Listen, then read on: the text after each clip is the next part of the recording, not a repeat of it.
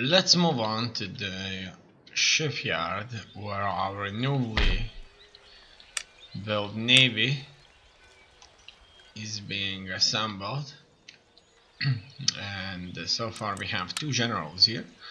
Let's demote one of these, well, admirals. Let's demote one of these and leave the better one here. More experienced general first. And I don't have enough money right now, but later on I will focus a little bit more on this. Navy. Let's just have a quick look again here. And it looks like I could wait a little bit longer and not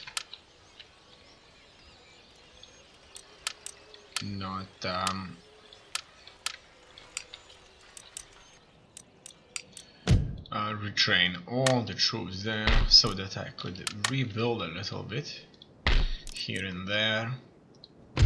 So that's the trading port, exactly what I need, and this should put things a little bit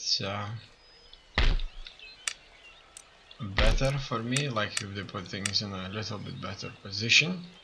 Furthermore, that's the ship I'm aiming for, and I'm not going to build anything else besides that ship right there. I can squeeze in another one, so let's do just that. Let's see what else. Oh no, I merged units. I'm not sure how that happened, but oh wow, it's certainly a complete disaster, some kind of a bug. In any case, let's just get this unit in. It costs me actually only 1,000. I wasn't expecting that. And actually the ships don't really cost that much to build, not nearly as much as I initially suspected. So that's good. And let's get this guy in, because all the other ones, they do have a lot more cannons, but unfortunately they are just a little bit too expensive for now. Furthermore, here can be one built too, so it's going to be just a little bit quicker. Furthermore, we could repair this, but not now. It costs 1,600 to repair, so that is quite a bit.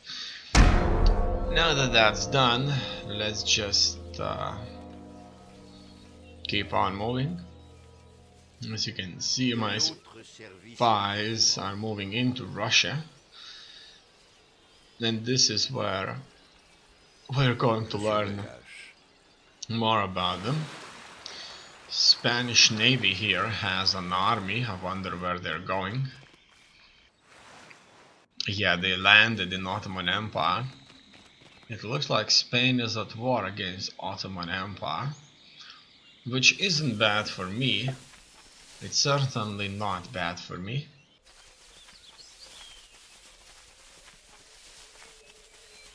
Now the Russians, on the other hand, as you can see, are moving close to my borders, and it certainly means that a massive battle is about to take place here.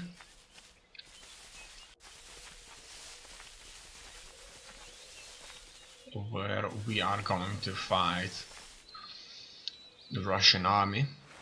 Now, one thing about it is that it's certainly not fully reinforced with soldiers, so that means there's still room for more troops, but I'm sure it's going to be just fine for us. Only now this agent needs to go here where it's going to be of use. Technology advancements, more priests are coming out. So that's good, I like to see that. Now you go to Kiev. We have a rebellion here.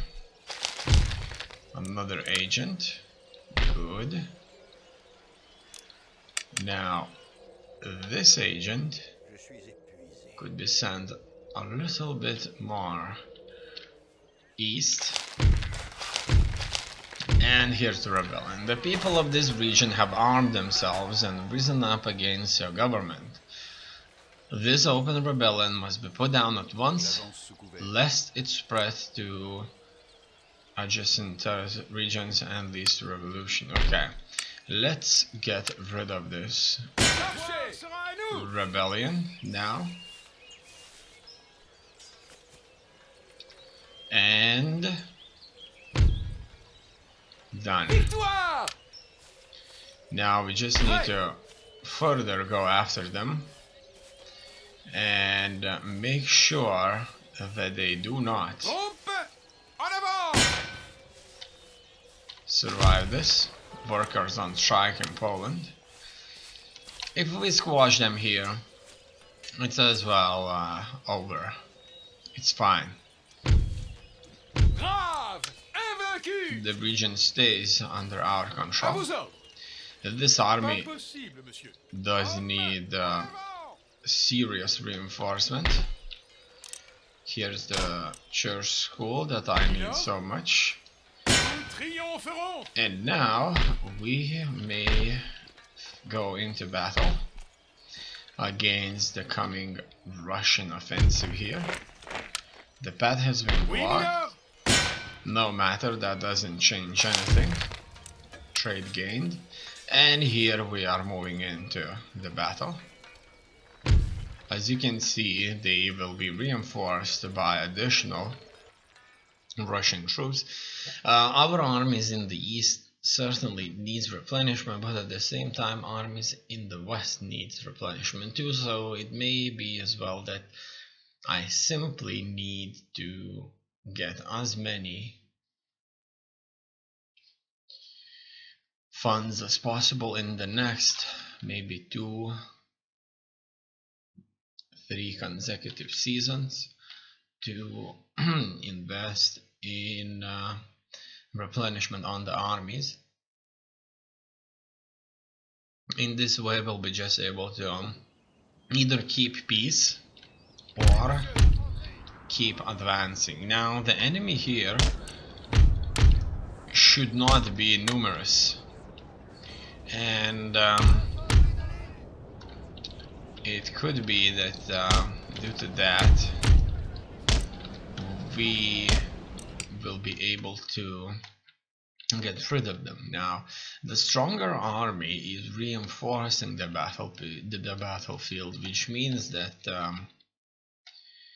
we have a much greater chance at fighting a disorganized force rather than a cohesive one. So here it's going down. I'm sending the troops first of all here to make the first engagements, and that's exactly what's happening here. It looks like these guys are just artillery, so we could as well just engage them like that. In less than 11 turns we should be able to have these really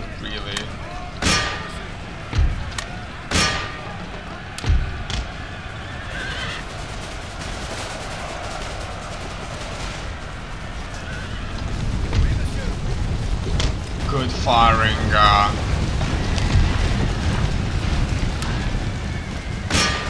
tactics where all the troops will be able to shoot, and then maybe then we are going to be in a much greater position when it comes to skirmishers, because our troops won't be stopping when they shoot. They will never stop shooting. This may mean that we won't be stopped. Now, as you can see, the friendly fire here was huge for my troops. They've got caught here, and my income is gonna pay dearly for that. In any case, the troops need to get out of the way.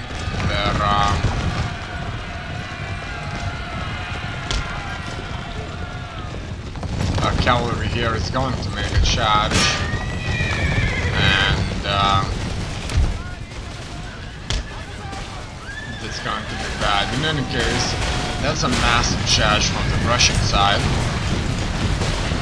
and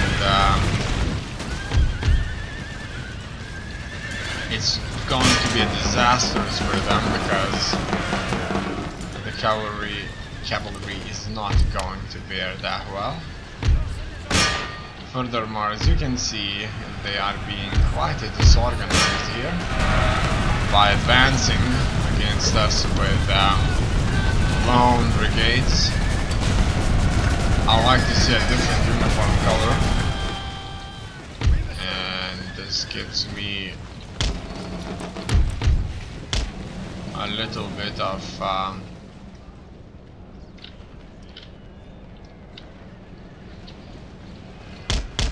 very much needed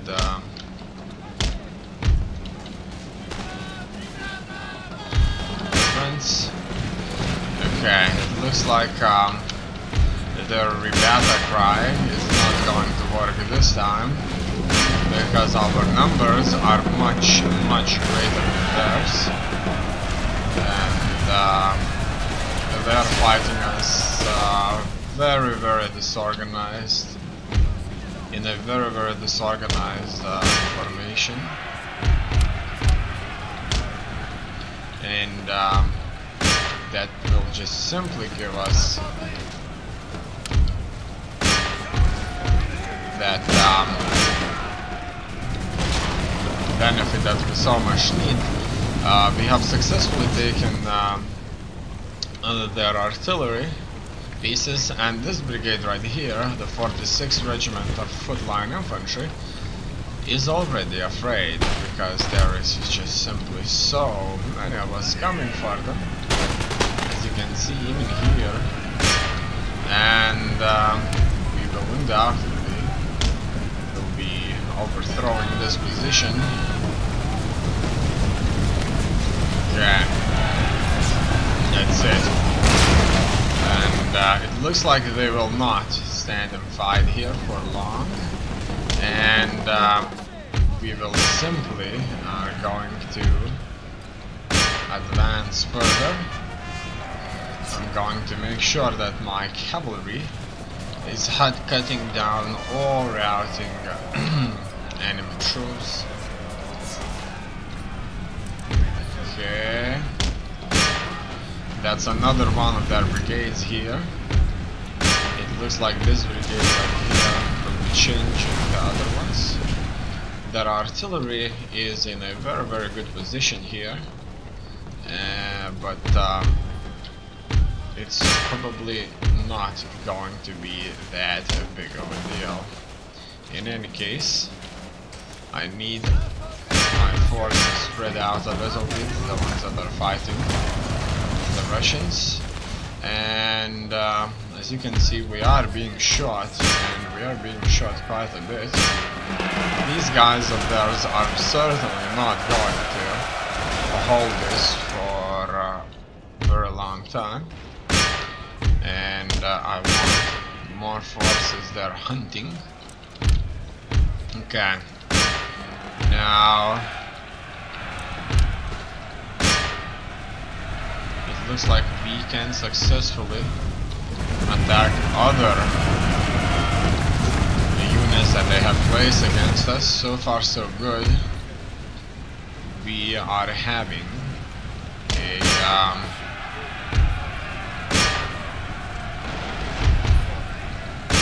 an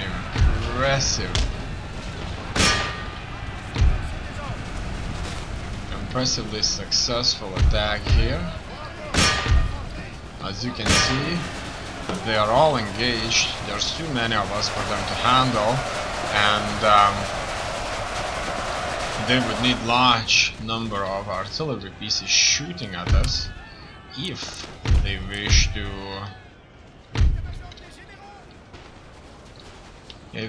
succeed. So our forces here are overthrowing them, they're leaving their artillery pieces intact, and it's only a matter of time now before they are going to be completely wiped out of the battlefield. So due to the fact that the Russians were reinforcing the battle, they were not able to effectively get into the battle, and they were fighting us in a very, very disorganized manner, which will as well cause them Crimea. So this army right here that we are currently cutting to pieces is an army that would otherwise be the one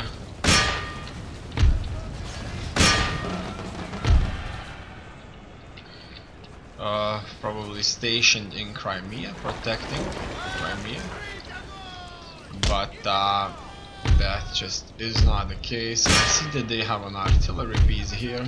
However, it's unclear if my general unit would be able to take on this artillery piece. Let's take a look how they bear, and they would bear just fine. Let's get this guy out of battle now, and it's time to send this guy to advance further on the artillerymen. There's plenty of them, just enough to take a few horsemen out. Okay, it looks like the battle is over. The Russians have lost it, and this will give us the advantage that we need in this area here. Okay, now we could potentially have a nice charge on them.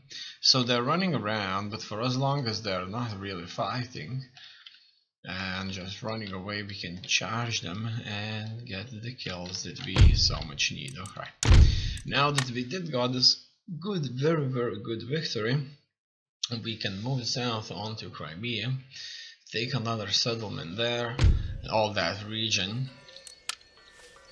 But obviously before we do that, we need to get rid of these remnants.